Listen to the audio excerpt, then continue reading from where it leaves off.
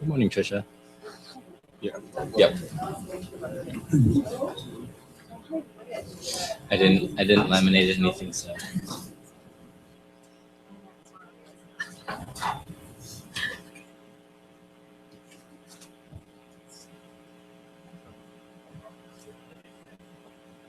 Commissioner Escovitz is online.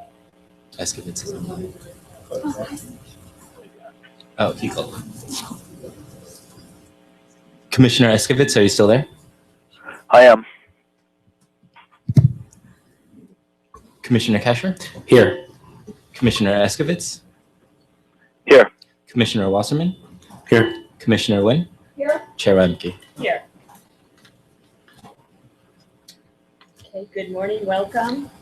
I don't have any particular remarks to start unless any of the other commissioners do. But we are going to have a... I'm sorry to interrupt. I'm having trouble hearing sorry, that's Commissioner me. Escovitz. Okay, here we go. Good morning. I don't have any comments I was saying to begin. I'm just welcoming everyone, but we will have a brief presentation at the end, so I hope everyone can stay for that. Thank you. With that, is there any public comment on any items not listed on the agenda before we get started?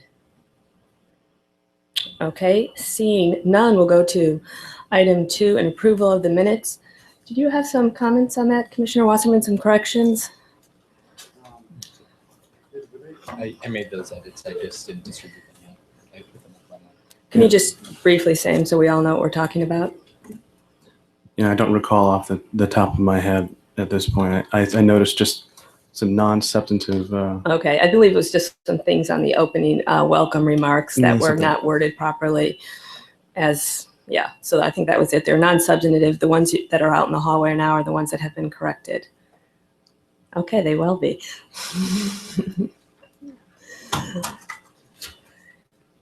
Is there a motion?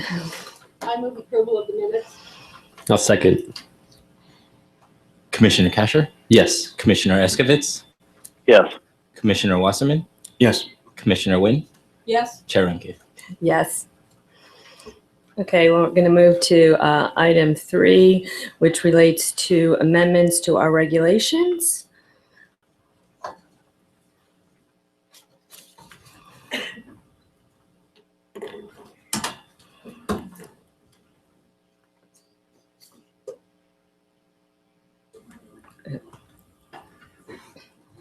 Good morning, Chairman Remke and Commissioners. I'm Lynn Rodriguez, Commission Counsel with the Legal Division.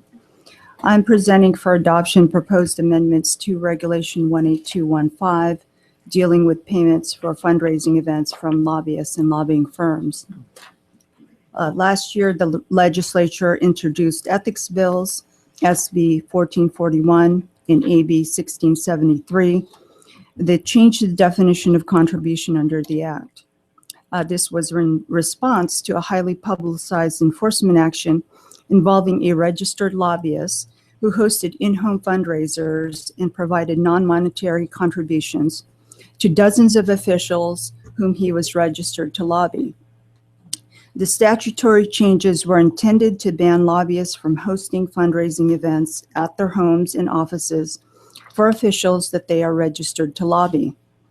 The legislative authors believed that allowing this activity presented a loophole, and that it not only had the appearance of impropriety, but that it could lead to illegal conduct.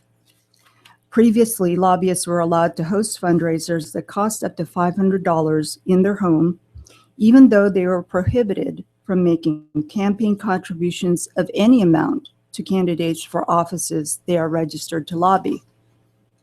Now, one of the bill's authors said that this practice really didn't make any sense, that a, quote, lobbyist can't buy lunch for a legislator for over $10, but could provide elaborate exclusive dinner parties simply by stating that it is a fundraiser under the $500 limit. That author, Assemblywoman Cristina Garcia, said that, quote, these in-home lobbyist events fly under the legal radar, and I think that they should be banned. The other author, Senator Ricardo Lara, stated that statutory changes help eliminate a distraction by, quote, disallowing fundraisers at the homes of lobbyists and in their firms. The legislative authors believed that by clearly prohibiting such fundraisers, the new law closes that loophole and eliminates any ambiguity.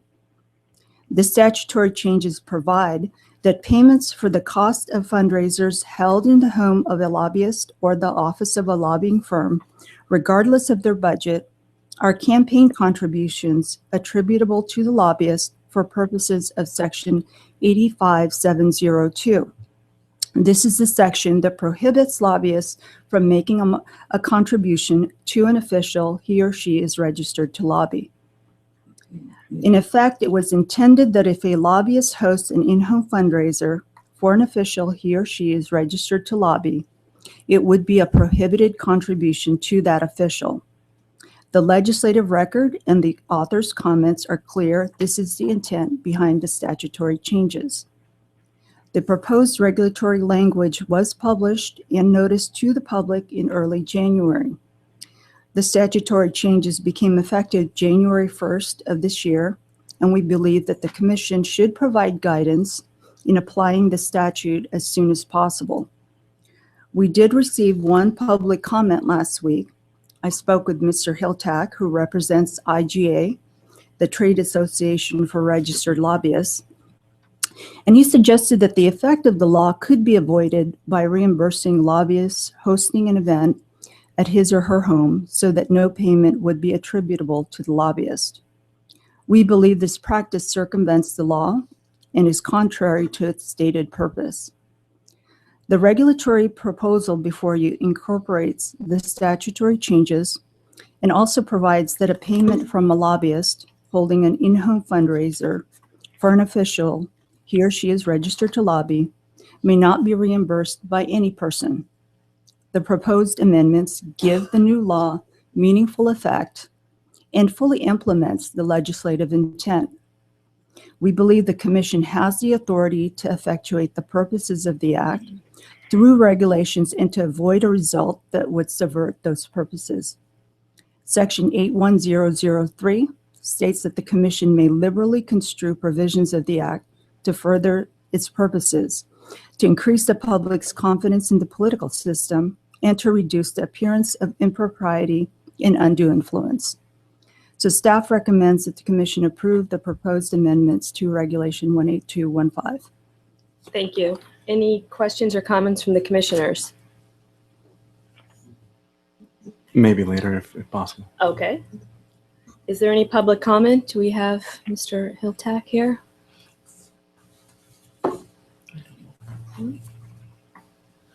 Good morning, Commissioners. My name is Tom Hiltak. I represent the Institute of Governmental Advocates. I would just point out that IGA actually didn't take a position on this bill last year. I think if I had my druthers, I wish that the legislature would have done a better job drafting the statutory amendments. But I just, I'm going to jump in Sure. a couple times if you go through your, Sure. I'm sorry, not to be rude, but that's one of the things that I guess what I'd say troubles me, because we are here now to implement the statute as drafted. Yes. And you have some problems with the drafting of the statute. So we're stuck with the language, as are Understood. you now. Understood. Yeah. I think frankly, had the legislature not extended the ban in this particular case to cohabitants, whatever a cohabitant is, and that's one of the requests we made actually, is to further define that, that perhaps I wouldn't have had any comment about the proposed regulation. But wait, that was in the statute, not in the regulation. Understand. Okay. The contribution ban as it exists now has been upheld by the courts because it's been very narrowly tailored. So this commission has for a long time said that the spouse of a lobbyist, my wife, is free to make campaign contributions if she desires. She can even use our joint checking account to do that.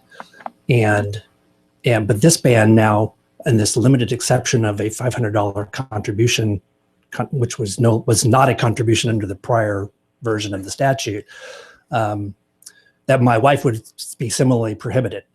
Furthermore, the contribution ban was always limited to persons to whom the lobbyist had an occasion to lobby. So as a state lobbyist myself, I could have made a campaign contribution to my local city council candidate. But again, can I just jump in? Because Sure. I think that that statement is your concern regarding, is this broader than that ban on lobbying? Right. The prohibition. And again, I think as Emmeline pointed out in her memo and in the regulation, the reference back to, what is it, 85702? Right. Ties that together just as it did in the statute. So I guess our position was simply that there are a couple other areas that we think could use some refinement, and they all ought to be considered at the same time. And that our suggestion was simply that we just withhold adoption of this reg for now and consider the other issues that are brought about by this statutory change, and consider the package together so that there is a complete understanding of how all of this works in the real world as it applies to whether to spouses or cohabitants or to Well, it says cohabitants. And I Understand. think a cohabitant is anyone who lives in the house. And I guess I would go and reference back to the legislative intent, which you can see some of that in the bill analysis. I noted you quoted from the bill analysis at one point, but another portion of the bill analysis, when it was according to the authors, and again, I think Emmeline pointed it out, it says, we are authoring SB 1441, which bans fundraisers from being held at the home of a lobbyist. I mean, I don't think we could be any clearer on the scope of this. I understand. I think there are constitutional implications to that should be considered. The term cohabitant is used throughout the body of the law. It is not used the same way. We cited a number of statutes where the term is used. So we think that there's there should be some interest in the commission in helping to define that term. I obviously am a married person. I have a 25-year-old son who I hope does not come back home at some point in his future. But if he does, is he a cohabitant if he's there for 30 days? Is he a cohabitant if he's there on a weekend? I think And so- if you're saying, can he hold a fundraiser at your home and you're a lobbyist, I think the answer is pretty clear, no. Okay. And I think that's a subject for debate. And I think that there's a subject for debate because of the law and the Constitution. And I think the commission in the past, when dealing with these issues, has been concerned about constitutional implications in that regard. And that's what we're simply suggesting, is that they take a step back and consider those implications before we move forward. But with that, I understand your position. Okay. Anyone else? I was hoping you might elaborate on, in your comment letter, you have a section where you make an argument that the non-reimbursement is the expansion of the scope of the statute. Yeah, so the current, again, this kind of goes back to the way this bill was drafted, in my view. We have a contribution ban in statute, and it seems like it would have been easy for the legislature, and frankly, we suggested to the legislature that simply incorporate this provision in that statute. So, for example, it says a lobbyist cannot make a contribution, and it could have said, including any fundraising event held that would otherwise be defined under 82013. Would have been easy to do. The current definition of contribution and the regulation of the FPPC obviously contemplates, it is applied beyond lobbyist activity, and it applies to all payments. And so forget that you're a lobbyist, if you receive reimbursement, then you haven't made a contribution. So if I'm a non-lobbyist and I hold a fundraising event at my house or in my office, or I pay for some vendor expense and I get reimbursed by the campaign, I haven't made a contribution. If my reimbursement has been full and complete, then I haven't made a contribution. That's the way the statute works now, and it has from the beginning. So what I'm suggesting is that within the context of the statute itself, you have a definition that says reimbursement is not a contribution, but your reg says reimbursement is prohibited. And so, again, I think this is a bit of a... that was raised because my understanding on some of the history of that is that there was an ethics training where this was raised by the lobbyists saying, well, what if we get reimbursement? Are we okay? And again, I mean, so help me understand how, if the clear intent is to ban fundraising events at a lobbyist's home, we can allow it as long as it's reimbursed. How do those two go together? Again, I think I would say that, again, this is maybe a solution in search of a problem. I don't think this really occurs very frequently, and I don't think lobbyists are looking for a loophole. But my wife might want to hold a fundraising event for a city council candidate in my home. Could she get reimbursed for that? And so again, I'm just suggesting as a policy matter, all of these issues are related and all ought to be considered at the same time. Okay. So this question is to staff. Could you just tell us how delaying adopting regs affects the commission? I mean, the law has taken effect already, so I know we are in need of regulations, but what happens if we're kind of flying without regulations for some period of time? Well, I think some of the issues that have just been raised also indicate that we need to provide guidance as quickly as possible. And I know that in the past, we would do advice letters. We don't think that there's a lot of controversy on the issue of that are being raised. We think we do want to follow the literal language of the amendment to the extent that it deals with cohabitants and those other issues. To the extent that Mr. Hiltak has an issue about holding a fundraiser in his house where his wife is, the one actually doing it, we'd be more than happy to do an advice letter. But we do think we need to get the actual concept out there so that people don't inadvertently violate the rules. Right, so that would be my intent also. But if you would just commit to continue to working on these, and if we do need refinement, I would be interested in having a discussion in months, but I will be supporting these regulations as drafted. Okay. Anyone Very else? good. Thank you. Thank you very much. One other question for Sure. staff. And that had to do with the statute drafted with respect to fundraising events held at the home of the lobbyist versus the statutory exemption that included meetings and fundraisers. I mean, does this statute, as drafted, obviously understanding what the intent was, well, actually, maybe not understand. Was the intent of the statute to also prohibit meetings at a lobbyist's home? Well, if there is a meeting at a lobbyist's home where there are contributions provided, then it would be applicable.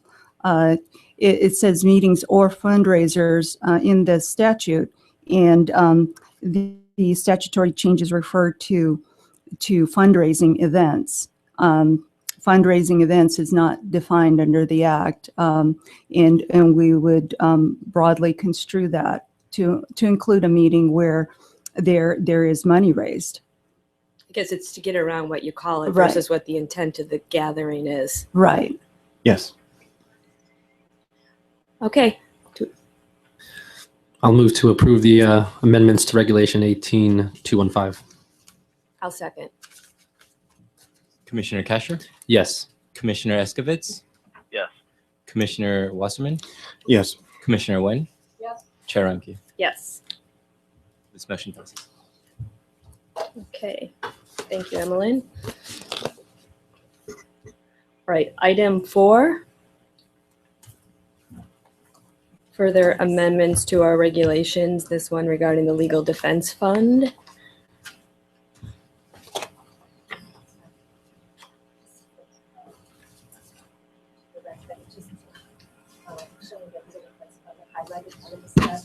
So just so everyone can hear, yeah, this is just the actual regulation itself showing the amended language.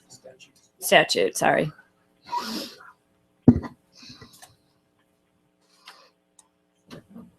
Has that in the audience? I'm Hyla Wagner with the Legal Division.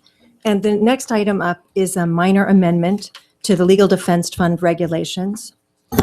The Legal Defense Fund provisions for state candidates came into the Act in 2000 as part of Proposition 34, which imposed campaign contributions on state candidates. So the Legal Defense Fund rules provide that a state candidate or office holder, if they're subject to a legal dispute arising out of the election or their governmental duties, they could raise funds in a separate account not subject to limits for the purpose of their legal defense. And similar provisions were added to the Act and regulations for local candidates in 2007 and 2008. And in order for campaign funds or legal defense funds to be used, the legal action has to arise out of the election campaign or the office holder's governmental duties. For example, an office holder can use campaign funds or legal defense funds if it's an action for campaign reporting violations or conflict of interest violations, but they can't use campaign or legal defense funds if some action involves them fraudulently filling out their healthcare forms, or they're being sued by an employee of their private law firm, because these actions don't arise out of their governmental duties. And the initial legal defense fund regulation was tightened up in 2007 to its current form when it came to pass that some state office holders were raising legal defense funds in anticipation of maybe being subject of legal action someday. So the regulations were changed to require that an office holder has to be involved in an actual lawsuit or investigation. They have to specify the legal dispute, and they have to use all funds for that dispute. So under the Act, these legal defense funds can only be used for attorney's fees and other related legal costs for the candidate's defense. And the legal defense regulations defined the term attorney's fees and other related legal costs. So there was another pair of ethics bills that became effective in January, and they amended the Act in Section 89513 to say that the use of campaign funds and legal defense funds, to prohibit the use of campaign funds and legal defense funds to pay fines or penalties if they arose from an improper personal use of campaign funds or from bribery under Penal Code Section 86. And one of the ethics bills took the definition of attorney's fees and other related costs from the regulations and put it in the statute. And that's the section that I just passed out, UC 85304. It's added down there, the highlighted. It says it's adding in D the definition of attorney's fees and other related legal costs. And the only change it made was adding that, saying that attorney's fees and other related legal costs,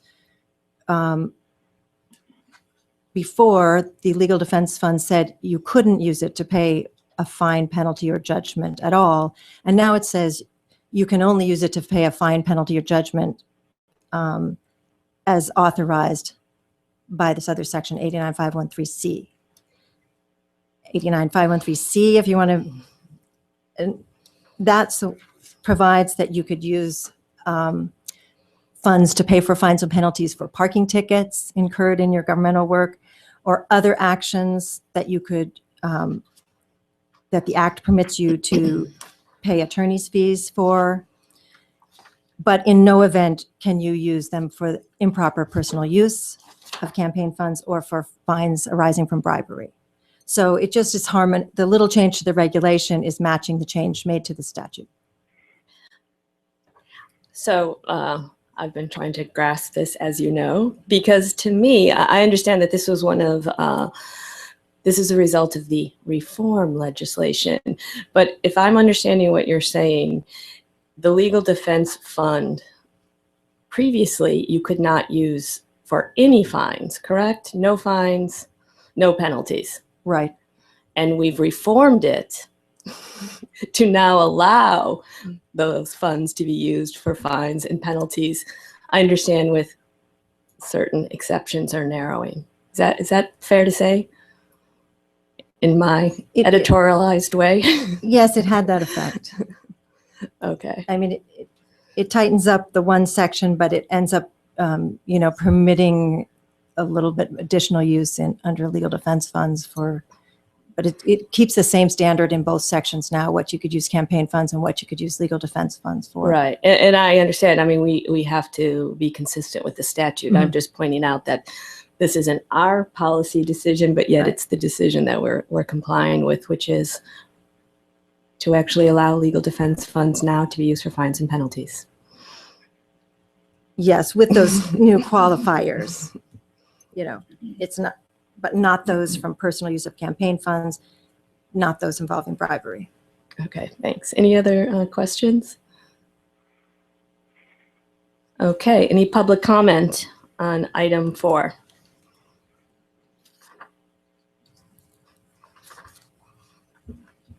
Oh. Okay, go ahead. Quick, thanks. And I hate to be the person who points out the comma, but I guess I am. I know in the statute, when it says in section A, Are you on which one? Are you on 85-304? 85304 Okay. A, civil or criminal proceedings or administrative proceedings, there's no comma in there. In the regulation, there's a comma after civil or criminal proceedings, comma, or administrative proceedings. And it seems small, but we know commas can do things down the road. I So, see. On the regulation on page 3, line 12 Yes. there. Yeah. Um, I'm not stating a preference for style of drafting. I'm just saying let's just make it as But- identical as possible. Yeah, maybe we should just match the statute. That just was in there from before. Mhm. Or for defensive. Yeah, And then- I don't think we need the comma there. Then the one other question was, Take that out. so if campaign funds, if say this is a defamation action related to the campaign or something, and it actually amazingly is proven despite the whole public figure analysis, etc., and there are punitive damages involved, is that something that's been contemplated in this? What campaign funds can be utilized for with respect to judgments? Well, it's contemplated, I know it's specifically mentioned in section 89514, which is the another section which specifies what you can use campaign funds for. And it talks about you may use campaign funds for an action to enjoin defamation and defense of an action to enjoin defamation. Mhm. Is that helpful? And if you are unsuccessful in a defense against defamation lawsuit, and there's a judgment related to that activity that you undertook, campaigning and whatnot, is that something that the candidate's going to turn around and say, well, I'm going to pay that out of my campaign funds, or sorry, legal defense funds or whatnot? Well, if it's permitted, So perhaps there's an argument. did it sound like it could come under 89514? If it can come under 89514, you could use legal defense funds for it. I think you could just use it to defend, but not to bring in action. We have advice letters on that in the defamation context. Okay. Well, I mean, the statute sort of is what it is, and then comes out of it. And I guess the last question, I think it was clarified for me, but I wanted to share that, is that so in the civil context, about the time that you can raise money and spend money in legal defense is when there's a filing. So any pre-filing attorney's fees or whatnot, you would have to secure with personal funds or whatnot, but you could thereafter, after filing of an actual civil proceeding, then begin to raise money to basically reimburse yourself for what you put forward that was squarely within what you're allowed to use funds for? Yes, we looked at that question, and I think that would be within the scope of the statute that you could do that. As opposed to criminal, where it's once the investigation begins, then you can begin. All right, thank you. Any other questions or comments? I'll move to approve the amendment to regulations 18530.4 and 18530.45. Commissioner Kasha, Yes. Commissioner Eskovitz, Yes. Commissioner Wasserman, Yes. Commissioner Nguyen, Yes. Chair Ramke. Yes. Thank you, Hyla. Okay, item 5. Just to clarify, there's no action required by the commission on this, but Bill is going to bring us up to speed.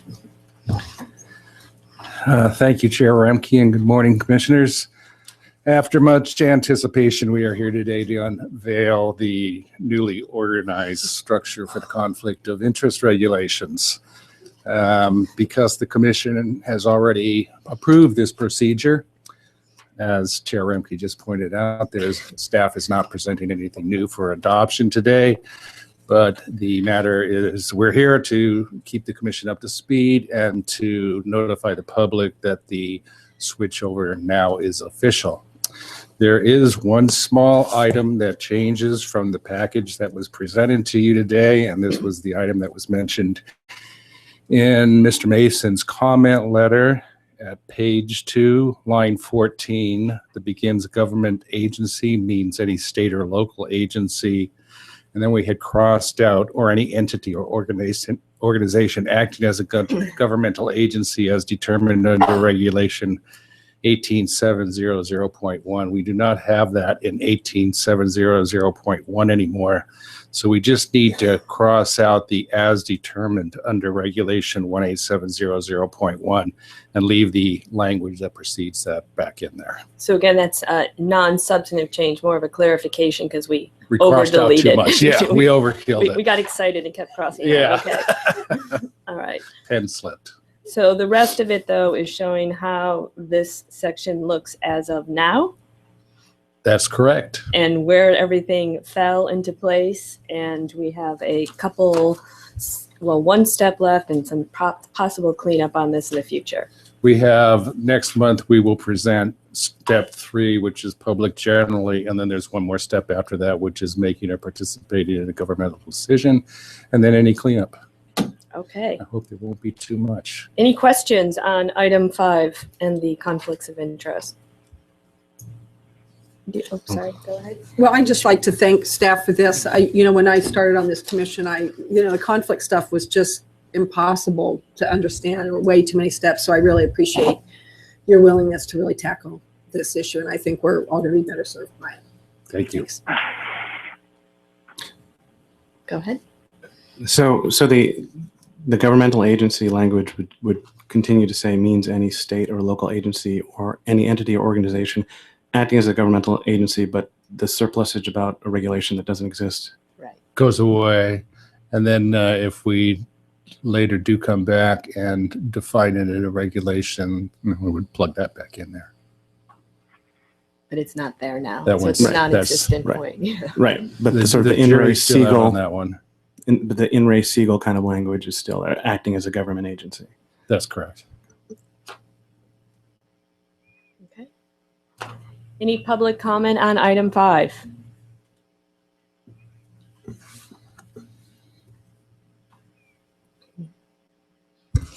Good morning, Madam Chair, Commissioners. Jennifer Speck with the California Association of Realtors. We just wanted to come and thank staff for all their efforts on amending the conflict of interest code so it's more understandable, readable, and usable by the public. We look forward to seeing the regulation adopted as we go forward and allowing for our membership to actually be able to utilize it in the field. Okay, thank you. Any other comment? So we don't need to take any action with No. respect to that surplusage item.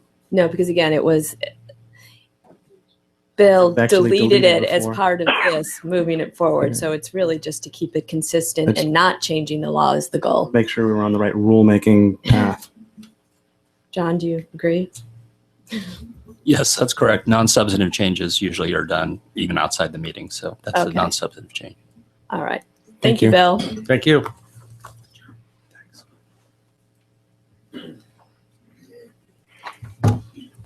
Okay, we'll be moving to enforcement. We'll start with item 6, which is also a no action required. Mr. Rick?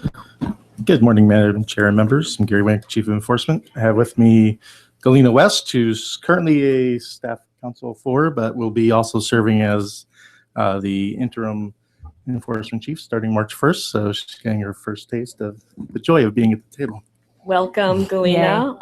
I would just like to say I'm really glad we have Galena, and I know she's going to do a great job stepping into Gary's shoes as the acting chief. Thank you. So item 6 is pretty straightforward. When we've had campaign money laundering cases, we've gone after the disgorgement. This was a case from the October 2014 agenda. It's a small amount, but we really just put on for informational purposes so you know that we followed up and received the money. Okay. Any questions or comments on item 6? Any comments from the public on item 6? Okay, seeing none, we will move on. How did I miss? to the consent calendar, which I have marked on. Is 7 through 25, is that right? Yes. I hear it is right. Okay, so items 7 through 25. I'm going to pull item 12 from consent. Do any other commissioners have any items they'd like to pull from consent? It's Commissioner Eskovitz. I'd like to pull 13 and 17 from the consent calendar. Out of an abundance of caution, I'm not going to participate in consideration of those. Can you speak up a little? I believe you said items 13 sorry. and 17, correct? 13 and 17, yes. Okay, thank you. Any others? Okay, do the commissioners have any comments or questions about any remaining items on consent? I will jump in then, and I will start. I do have, I guess I would say, a couple comments. And I'll start with numbers 7 and 11, which, make sure I have this right now. No, I don't. Sorry, my numbering's off. Yeah, sorry. 8 and 11, which are two default decisions. And in both of these cases, enforcement was able to obtain a waiver from the respondents as to their procedural rights. And I would just point out, I guess I would say, my concern on these two particular waivers. So again, 8 and 11, and I think they're probably the back page of both exhibits. In particular, I guess I would call these conditional waivers, because as you can see, the language says that I waive my rights, blah, blah, blah. However, this waiver is made with the following conditions. And those include, it does not constitute an admission. The default recommendation by the enforcement shall be this penalty, this violation, this fine. And then, however, this is all null and void if the foregoing conditions are not met. And both the, what I call conditional waivers, are similar in both 8 and 11. And I guess from my point of view and my philosophy would be either someone's in default and they're not participating and they've waived their rights and we move forward on the facts we have, and that's the end of the story. I guess I'm concerned by allowing someone to, what I would call, participate with conditions and some control, but no admission. But still, I would say, I don't want to say tie our hands. And I understand that enforcement wants to move these cases forward, and getting waivers obviously moves them forward. But I also know that we have used in the past, and I would encourage us to continue to use waivers without these types of conditions. So again, I just alert that to my position on these waivers, and I guess in the future, I would be less inclined to go along with it. I don't think it's the right public policy. 99% of our cases resolved by stipulation. If we can't get someone to an agreement, then that's where we take them to a hearing and we go forward on the strong facts we have. So that's my comment. I don't know if the commissioners have anything else on that issue. I'd just like to mention that I share in the chair's concern about, in particular, allowing for the waiver to constitute, to not constitute admission in any way. I don't know that we should give them that out if it's a default. That can be taken out, I think, and I'd prefer that not be included as well. Good. I don't know if you want to respond to that.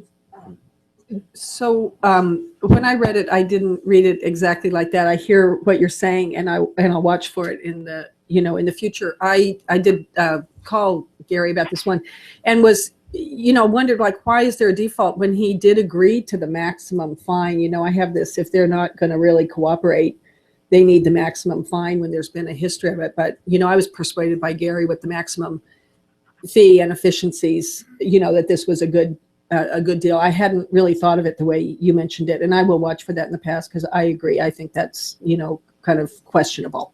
Okay. Yeah, and I mean, along the same lines as Commissioner Nguyen just mentioned, that was kind of my concern on item 11 as well, with the conditional waiver. and it's a default, but yet then on page 5 of the exhibit, we are to some extent giving the respondent credit and not a higher penalty because they cooperated. Again, to me, it's either you cooperate, you go to a stipulation, or you enforce your rights and go to a hearing, or you're in default. But again, that's me. I guess it's Commissioner Eskovitz, and I'd like to hear Gary's perspective on this. But I guess the question I had was, if the agreement here doesn't constitute a waiver, and the conditions are not met, then aren't we back into default, into the situation where the default applies? Ready for me? I'll let Gary start. Oh, thank you. It's Gary Winnick again. I appreciate the points the commission is making. Part of the reason we created this was for a fairly specific circumstance where there was someone who did not want to admit it, and if they get to a default stage, regardless of whether it's a waiver or an actual default, you're not making an admission. So then it's a question, at least it was a question in my mind, of how soon can we get there? If someone is not going to sign a stipulation and they want to go to a default, they're still required by us to provide them with a notice of a probable cause and all the accompanying timeframes and work that entails providing that notice that they're not going to do. So my perspective on it was to sort of hit go quickly to get us to the default stage. I think, Commissioner Casher's point about 2A, which is the waiver is not constant admission, really can be taken out because it almost goes without saying a default is not an admission regardless of whether that's in there or not. And the chair had previously made the point to me, which I thought was an excellent one, that it shouldn't be our job to tie the hands of the commission in their action. So this is actually sort of version 2 of the waiver, where the commission still has the ability to take other action. So all we're really agreeing to in the waiver on our end in terms of what we're giving is to say that our recommendation won't change. In other words, that we won't sandbag somebody and say, yeah, sign this waiver, but then when we get to the commission, we're going to change what our recommendation is because we wanted to be able to deal in good faith in that, and that if we didn't meet our obligations or if we went forward with another action based off the same set of facts in the future, that would be the enforcement division dealing in bad faith, and then we would not, then the waiver wouldn't be still valid and they could assert their due process rights. That was our intent in doing that. It's obviously the commission's job to set the policy on it, and we'll follow whatever direction you have. But for us, at least it just occurred to me that, there's a lot of time to be wasted for someone who's looking for a default anyway, where we could sort of get to that. And as you know, we deal with an awful lot of cases down there. It was just our way of doing efficiency, but it's the commission's job to set policy. And if there are policy concerns that override that, then, certainly we understand. Okay. Any other questions or comments on 8 or 11 while those are up? May I just request one thing? Yeah. It generally takes 3 commissioners to direct us to do something with the majority. We're happy to do whatever you want to do, but if we just get some clear direction for the commission going forward, how we should handle these, we'll just execute that. Well, I would propose that we don't use the conditional waivers anymore. Again, I'm looking at a prior one, which just straightforward. I understand my rights. I've waived them. That even keeps in, this is not an acknowledgement. Again, my points and my concerns are laying out in a waiver what the fine is going to be, what the violation is going to be, which I do think ties our hands. And then number 2, what I don't want to see is that if we change it because it's a default, which we're entitled to do, that all of a sudden the whole package is null and void. I understand you have to deal with them in good faith, but again, that's not our decision is to do what's right based on the facts. So.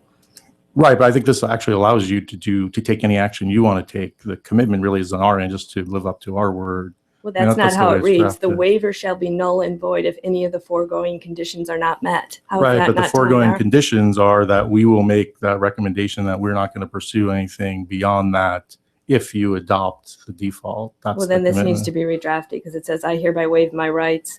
I understand and agree this case will proceed to default. I waive the notice. However, this waiver is made with all the following conditions. Right. Blah, blah, blah, blah. If those conditions aren't met, meaning that the default recommendation shall be for one count. So you're saying that this is all you're recommending, but we can still do whatever we want. That's the Right, way. I drafted That's how that I. way. That's how I interpret this. That was kind of what I was driving at before. I think this is a commitment on behalf of the enforcement division for their recommendation, but not on behalf of the commission for the ultimate disposition. And if we need to clarify that language, I'm happy to do that. And again, whatever you guys want to do is fine. I just want to have a clear understanding what you'd like to see brought back.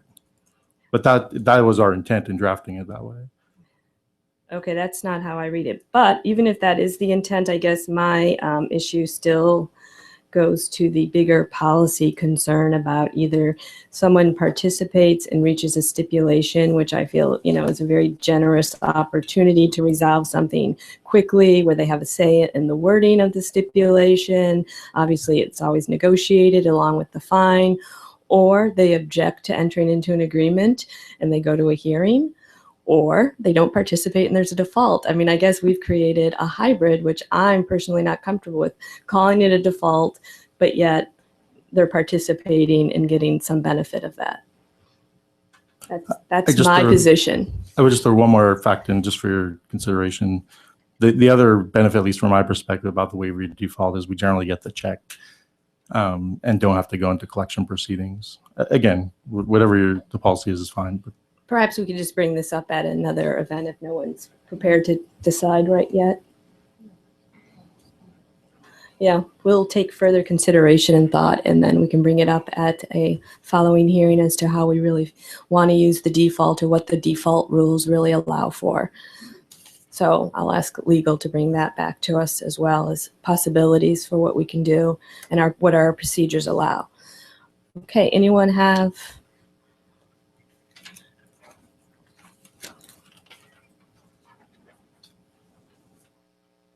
Any other comments or questions on the consent items?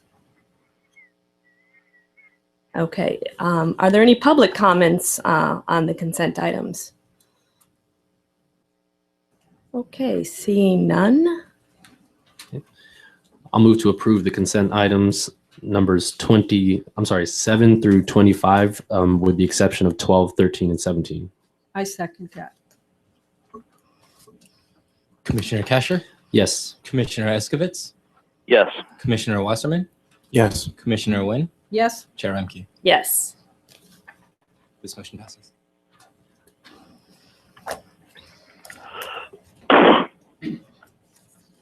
Okay, now let's discuss those items that have been removed. We'll just go in order, starting with item 12, which I asked to be pulled. My concern with this case is the statute of limitations. And as we all know, as set forth in the default decision, this is in regards to a city council race in April 2006. And it regards non-filing and late filing from 2006 to 2014. The amended exhibit attached to this default pointed out in the analysis that enforcement believes that the 5-year statute of limitation on the violations was told due to fraudulent concealment on the part of the respondent by concealing, I guess, the facts in the statements he did not file. I think that is a overly broad use of the exception to the statute of limitations. My understanding and interpretation of that, which obviously could be flawed, is that really it's about concealing the facts that lead us to understand the violations exist. Therefore, we weren't able to bring it within 5 years. As we know from set forth in this decision, we knew about the circumstances as early as April 29th, 2007, when we sent out a warning letter for his failure to file these statements. And again, I feel in a really uncomfortable position that I'm advocating that we don't pursue someone because it's too late. But at the same time, I think we have to hold ourselves to some timelines, and that's the whole purpose behind a statute of limitations. If any of that makes sense, yeah. I say that I raise it because I have concerns regarding counts 1 through 7, and I do feel that they fall outside the statute of limitations. Commissioner Wynn?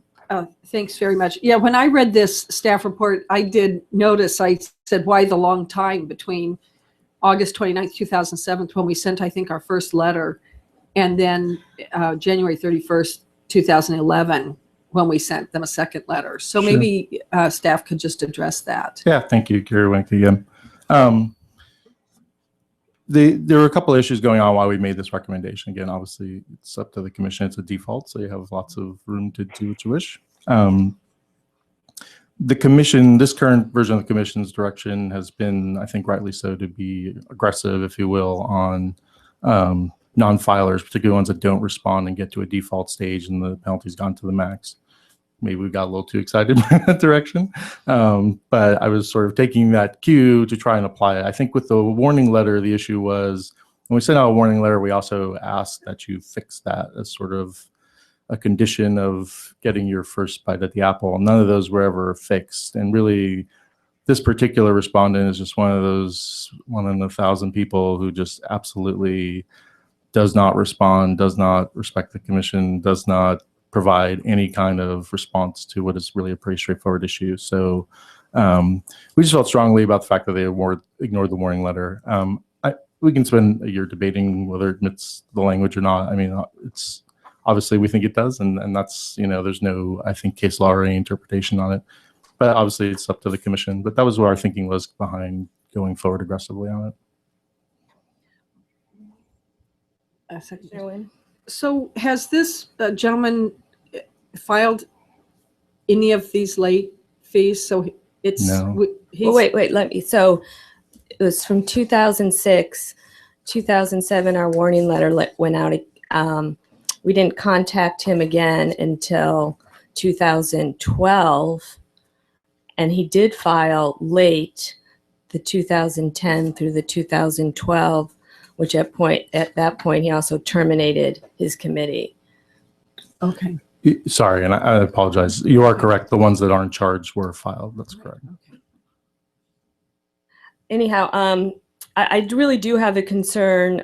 Just again with the first 7 counts, I think that considering that fraudulent concealment by simply not filing your statements. Really, the exception to the statute of limitation would swallow the rule, because anytime someone doesn't do an act or doesn't file a statement, we can use the exception to get around the statute of limitations. I mean, from my point of view, it's true to the law and to our obligation if we would let those first 7 go and focus on the ones where the statute of limitation is not at question. I mean, I'll say that I did consult with the legal division on this issue, and they also have concerns, and I believe there is a case on point. And if any of the commissioners want to ask anything of John, he is here to respond as well. Did you say case on point, Commissioner Eskovitz? Did you say case on point on which issue? On the fraudulent concealment? Yes. Meaning? So what I don't disagree with. I mean, I understand your concern that the failure to file in and of itself constituting fraudulent concealment would be a very broad and, in my view, questionable interpretation of that concept. But what are the implications? I mean, statutes of limitation are waivable, right? So I think so. In the context of a default, what does that mean? I'm kind of interested in legal's view on what does that mean here. I mean, this isn't a situation where someone's contesting charges based on the statute. Well, Commissioner Eskovitz, in all honesty, we didn't look at that specific question. We did look at the issue of what it took to show that there was intentional concealment. And there is a case that involves Political Reform Act. It's way back in the 80s. It's like a boat right. And it seemed to deal with the same issue of just using the failure to disclose as intentional concealment. I would just off the cuff, without having researched this, I would say just because somebody defaults, it doesn't excuse us for not meeting the statute of limitations. But I'm more than happy to have legal research that issue and come back to you if you'd like. I honestly can't comment. I haven't been privy to the legal research, the legal's opinion on it all. Unless there, I mean, my proposal, and if this isn't acceptable, we can either put this over or you can vote otherwise, but I would move to strike counts 1 through 7, which I believe fall outside the statute of limitations, and move forward on 8 through, I mean, we still have quite a number of counts here. How many of the 8 through 17. It counts 8 through 17, which would still result in a $18,000 fine for this 2006 city council race. I just had a question. Aside from what's been provided to us factually, is there any other facts that may exist that might have told the statute of limitations in this situation under any other circumstance? I don't believe so, Commissioner. None that I'm aware of. It's Commissioner Eskovitz. I'm fine with the chair's proposal. I have a question. So if the counts in question are determined to be outside of the statute under whatever interpretation if the commission chooses to make that process, these things haven't been filed. Is that correct? That's correct. The ones that are listed in the exhibit have not been filed. 2006 through 2009, and then he filed the 2010 through 2012. Correct. Mm-hmm. I mean, even though I'm very actually tend to be in agreement with the chair, I'm just trying to think about consequences, the liberal construing of the act, what the public then is deprived of, and with respect to compelling of filing, if the public is therefore no longer able to, have the mechanism of ever getting these brought to light. Well, But yeah, I mean, I don't want to debate this too much or start to sound too much like an advocate on one side, but we do have the 2012 with the termination of his committee filing. Again, I think it's a certain standard. I understand the public's concern, but the public must have trust in us as well that we're Right. going to follow our own rules and regulations is how I feel. And I think to the extent we can uphold that, even if we're, on the fence, I'd rather be on the fence of the good due process. I'm actually not in disagreement. I'm just trying to, sort of for myself, flesh out the other portion, because actually sometimes I find myself saying, well, why are we so liberally construing? I think that's beyond liberal construction, and now I'm exploring the other direction. But I tend to be in agreement on that, with that one concern that the public will continue to miss out on that information. But I guess we'll just have to be able to deal with that in the future and how we proceed on these sorts of things. Any other questions or comments? Any public comment on item 12? Okay, seeing none, I would move to approve the decision striking counts 1 through 7. And as I said, that would be the remaining counts with a remaining fine of $18,000.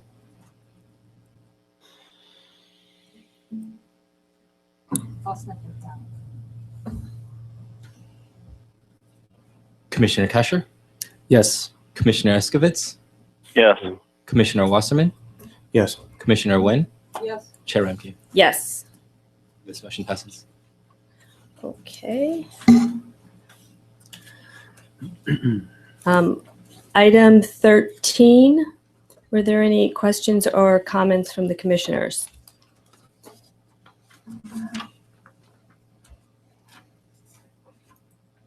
Okay, I move to, pardon me? Oh, sorry. Any public comment on item 13? Okay, seeing none, I move to approve item 13.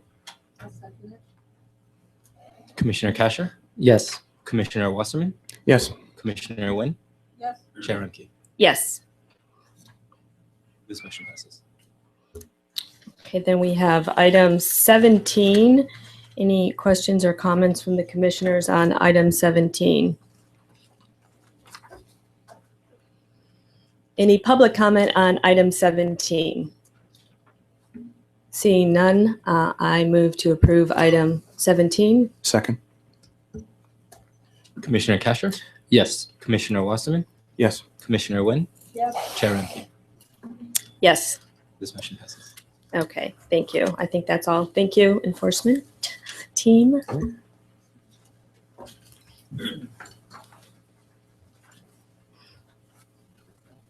Then we have the executive staff reports. Are there any questions or comments regarding those reports? I would just point out at this point on the ledge report, and Suki can come up if you have any more questions, but that right now at this point, my understanding, there are only two bills pending on the Political Reform Act. We'll see if something more comes in, but I'd also just like to alert the commissioners that staff is working with the legislature and some members on some ideas for things we've talked about, streamlining and simplifying, deleting redundant reports, and some items along those lines. Nothing is in print, nothing's finalized yet, but as soon as we have something, and I hope we'll be bringing something back in March to share with the commission. Any other questions regarding the reports? Just with respect to outreach, I continue to get lots of calls from people, and I direct them to how they can get information from the FPPC, that it's all there for them. We have all these wonderful manuals that we've approved that have these very good examples, which are very helpful. With respect to those folks who have questions, which may even be beyond our purview with respect to enforcement, they can contact enforcement directly. They don't need to contact a commissioner, because we're just going to pass that along to the right people. But it's nice to have all those things in place. Yeah, it's great. The manuals are working well, I believe. And we are doing a lot of outreach this year, especially since it's a non-election year. We have a little bit more availability and time. So we're doing more seminars and presentations than maybe we could have done last year. So. Okay. Erin, do you want to take a lead on? Well, to address something we all are aware of and are saddened by, this is Gary Winnick's last commission meeting as our chief of enforcement. His last week is, well, we'll see if he shows up next week, I guess, but formally his last day is February 27th, next Friday, which saddens us all greatly, as it's been well known. He has been a force of nature for the commission and for the public, and we will all miss him greatly. We have a resolution for you, Gary, so you can add one more thing to your new office, wherever that may be. So if everyone will indulge me, I can read it for you. Do you want to come up here? We even framed it for you. Okay, so resolution of the California Fair Political Practices Commission. You could say it. It might take a minute.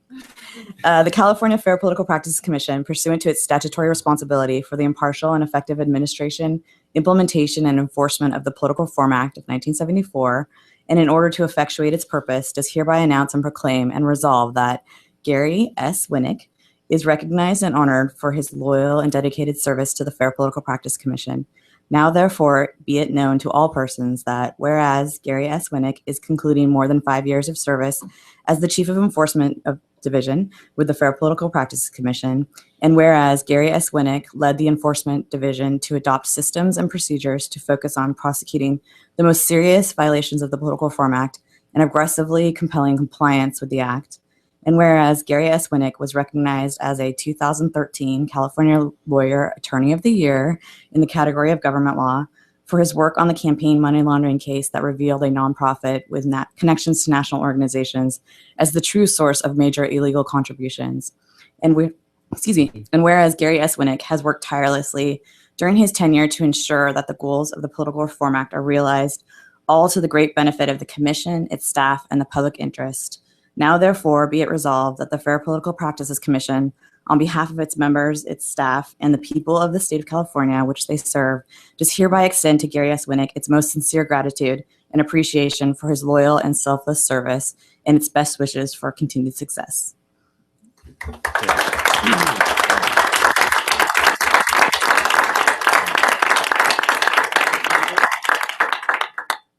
I'll just add, Gary, we've only worked together briefly, but I think that your excellent reputation is well deserved and you will be missed here at the commission. And Commissioner Wynn. Yeah, I'd like to add something too. Gary and I have known each other a long time before I got here. And when I was appointed, I was so delighted to be able to work with you. And I just wanted to say that the commission has been so well served by you, and we're in a much better position moving forward thanks to your really hard work. And just as a commission member, although you've been very hard driving and you come to these commission meetings and you're so well prepared and you're so deliberate in what you're presenting, but you've always been very patient, and really there's been give and take, which I really have appreciated with you because, as an enforcement person, you're very clear in your direction, and I totally understand that. But when the commission has a different point of view or has questions, there's never been defensive-ness. It's always been, oh, okay, I understand that. And that's just a really great thing. So the commission will miss you, and I really want to thank you, but I'll also really miss you as a commissioner because it's been nice to have a friend at the table. So best wishes. Mm-hmm. Gary, it's been a pleasure working with you. Grateful for all the work that you've done on behalf of the commission. Reducing the backlog of cases is something that was significant when I first came on board. I was very impressed with in just your diligence and the integrity you brought to the position and the work that you've done. Truly appreciate. And I talk to people out in the community often, and you have truly enhanced the reputation of the commission and been involved in some of the more significant cases that we've had here at the commission. So for that, I'm grateful and thankful for your work. And the state is grateful as well because you've done a great job. Anyone else want to add anything? Yeah, I'm sorry I'm not there for this, Gary, but I just wanted to echo what everybody else said. I think force of nature is probably the single best description I've heard. It's been quite a run, and we all appreciate everything you've done for the commission and the public. Gary, I want to echo what was said about particularly your professionalism, your ability to sit there and really allow us to do our job and watch you do your job. That's been really a rewarding experience. But I wanted to thank you personally because one of my goals when I was appointed was not to have 4 years out, kind of have a sense of what's going on, but really dig into things. And I really appreciate your patience, particularly my first year, as I peppered you with hypotheticals, news articles, questions about prior decided cases, etc., things that we could talk about. And I really think that's helped me to do what I'm here to do. And I really appreciate that because I felt that was something really above and beyond. So I personally appreciate that. Thank you. Yes, please do. First of all, thank you very much for the plaque and for the warm sentiments. I really appreciate it. None of the job could have been done without a commission that allowed me to go do it. So I am very appreciative of you and the prior commissioners for doing that. I think that takes a lot of courage as well. And I really, it's nice to get this, but there was a giant staff behind me who worked twice as hard as I did and made me look good all the time. And I really am very appreciative to them as well. Well, thank you. I also just wanted to note that we do have a resolution for Mr. Morazzini because he left us so quickly to take his other job. We weren't able to get it together for last commission meeting. Is mine bigger? I just want to. Yeah. Of course, Gary. Of course. Okay, unless the commission has any other questions, I'll move to adjourn. I do have a question, Commissioner sorry. Eskovitz. I'm sorry to bring this up. This could be Gary's last act. Did we vote on the consent calendar with the items removed? Yes. We did. Okay, good. Thank you. Okay. Commissioner Kesher, Yes. Commissioner Eskovitz, Yes. Commissioner Wasserman, Yes. Commissioner Wynn, Chair Runke. Yes, thank you. Thank you. Good.